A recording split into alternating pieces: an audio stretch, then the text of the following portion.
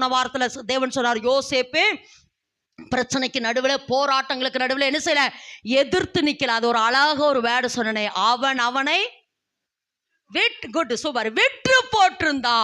தேவ சித்தத்துக்கும் திட்டத்துக்கும், ஆமா, உபத்திரவத்துக்கும் என்ன செஞ்சா, குழிக்கும் தன்னை விட்டு போட்டிருந்தா யோசேப்பு.